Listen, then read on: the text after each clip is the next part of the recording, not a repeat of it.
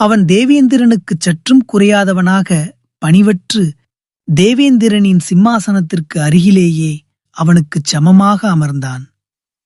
அவனது அசைக்க முடியாத தன்னம்பிக்கை தேவேந்திரனை திகைக்க வைத்தது.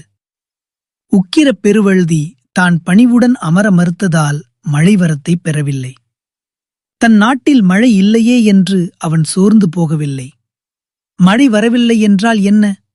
என் நாட்டை நானே செழிக்க வைப்பேன் என்று சபதம் எடுத்தான். தேவலோகத்திலிருந்து புறப்படும்போது மன்னன் உக்கிரப் பெருவழுதி செந்நெல், கரும்பு, வாழை, பனை முதலிய விலை மதிப்பற்ற வித்துக்களை எடுத்துக்கொண்டான்.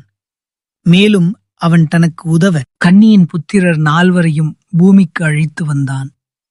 அந்த 4 அழைத்து பெரும் பணியை ஒப்படைத்தான். அவர்கள் 4 தங்கள் அபார ஆற்றலால் பாண்டிய நாட்டில் ஒரே நாளில் 12,000 கிணறுகளை தோண்டினர்.